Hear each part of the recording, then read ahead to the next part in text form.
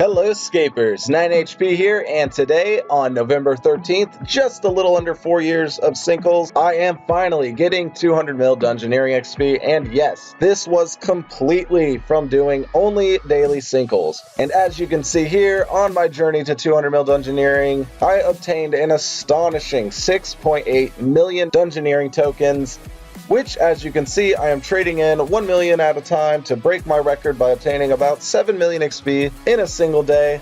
And also, due to the massive amount of skillers who reach out asking me to make a skiller sinkhole guides, I decided to finally cave in celebration of reaching 200M Dungeoneering XP. And there it is, 200M XP finally. That is awesome. I was originally going to do this on double XP weekend, but decided to do it now as I did not want to be overranked 10,000 to 200M XP. So let's see on my scores. Yep, under at 9,900. That'll do it for me. And going to Crystal Math Labs to see my record in 1 day playtime on October 24th, way back. Did 600 something XP, and yes, look at that, just under 7 million XP on November 13th. Anyways, time to dive into the guide. Sinkholes start every 30 minutes on the hour. Use your Ring of Kinship, which can be obtained from the Dungeoneering tutorial guide across from the banker, and be sure to deposit everything except your ring, and use the right-click teleport option on it. You will appear just south of Daemonheim and go straight to the west to Talzar. Be sure to switch to World 134, which is the home world for Sinkholes. Then right-click Talzar, and he will teleport you to where the next sinkhole location is spawning. The spawn point of the sinkholes changes each hour. You will then enter into the lobby, quickly right-click on Garaggio and click Enter. Wait for the sinkholes to begin. Once in, the first thing that you will need to do as a skiller is right-click ×5 on the fish crate a couple of times and set the fish to your action bar so you can avoid death while going through monsters in each room. Your first main goal, as you cannot use combat, will be to obtain exploratory totems that spawn 1 per room once the room is unlocked and discovered. It should be noted that each exploratory totem is worth 20 points, as where combat totems are worth 30 points each. While going through each room for totems, keep your eye out for lockpicking saves, as they will give you a free card, along with cards in general, which can also spawn under exploratory totems. Also keep your eyes out on the minimap for any red dots, as it could be a card that you do not have yet, or a combat totem if the player killed the monster took too long to pick it up. Each sinkhole will have 4 resources to collect. These resources can be woodcutting, mining, farming, or in this case, fishing. And they give 10 points per resource and provide 3 resources per plot, unless the resource has an aura glowing around it, and which will produce twice as many resources.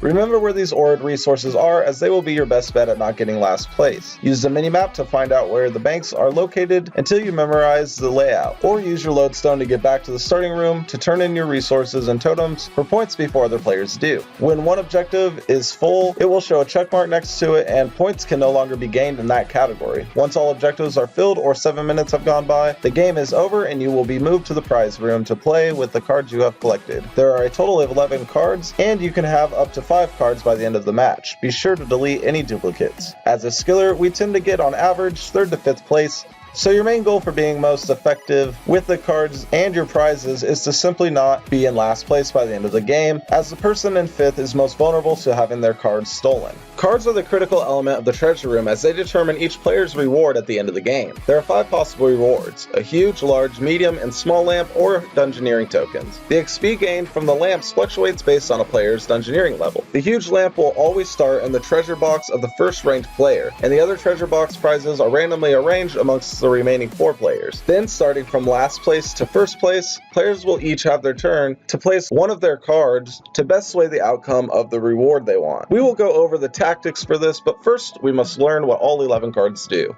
Now, hands down, the hardest part about Sinkholes is memorizing all these cards' effects. Once you get these cards down, Sinkholes really does become an easy 10-minute daily minigame. So, starting with the Smoke Devil card, it randomly scrambles all of the chests. The Preening Ibis card adds a piece of Horde Stalker outfit, or the Horde Stalker ring, or the Nobby title to your chest. This stacks on top of the lamp, so if you have a medium lamp in your chest, you'll receive one of those pieces. And if you have all of the Horde Stalker outfit, you will get just the ring, which allows you to teleport to Sinkholes 8 times. The Scavenging Meerkats adds a medium lamp to your chest, but all eligible players will receive a randomly generated extra card.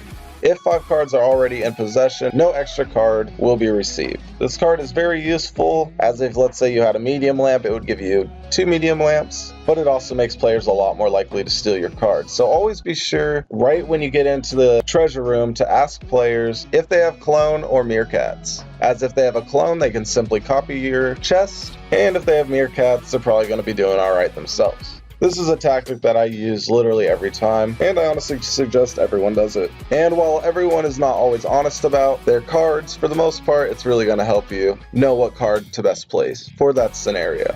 Now on to the Trading Mantis, which trades your chest with the player 1 rank higher than you. If the rank 1 player uses this, it trades with the rank 5 player. On to the Cloning Mosquito. Your chest will become a copy of the rank below you. If you are rank 5, it does nothing. If cloning Horde Stalker gear, each player gets a part that they do not already own. The Protecting Titan card, probably one of the most useful cards for skillers to get, as it cancels the effect of the next card that tries to move your chest. So if you have a large chest and you use the Protecting Titan, it will stop anyone who tries to steal it at least once, so without a purpose of gaining it for themselves, people usually back off.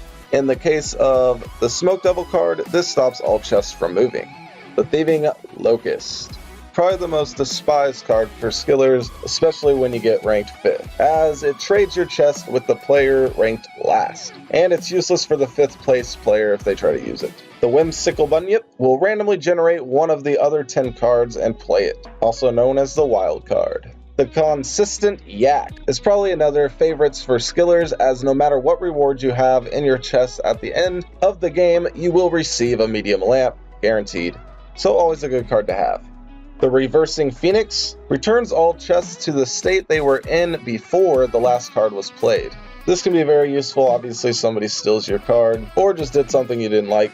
And the last card is Trading Leech, which trades your chest with the player 1 rank lower than you, and is useless for the 5th place player. Lastly, I just wanted to note that in the Dungeoneering rewards shop, which is where you claim your cape and where your kinship ring will teleport you to, inside that shop, the 4th item over is called a wild card. And this costs 20,000 Dungeoneering tokens, but it's really worth having for sinkholes, as it unlocks the ability to gain a free card upon entering a sinkhole. So instead of starting with nothing, you'll at least start with 1 card, which really is obviously worth having if you're getting serious about doing sinkholes. Lastly, keep in mind I only gained Dungeoneering XP from doing daily sinkholes. I started sinkholes on February 4th, 2015 and finally hit 200 million XP on November 14th, 2018, which roughly equates to about 3 years and 9 months. So the time taken to get to 200 million Dungeoneering XP from just sinkholes alone is around 1,365 days on average, with medium XP lamps as your reward, give or take a few months of days that I missed. Also note that this includes the 6.8 million. Yes, I literally saved up 6.8 million Dungeoneering tokens used at the end to gain, obviously, 6.8 million Dungeoneering XP. So yeah, I really hope this guide helped, as this method certainly helped me to get another 200 mil skill out of the way. And until next time, 9HP out.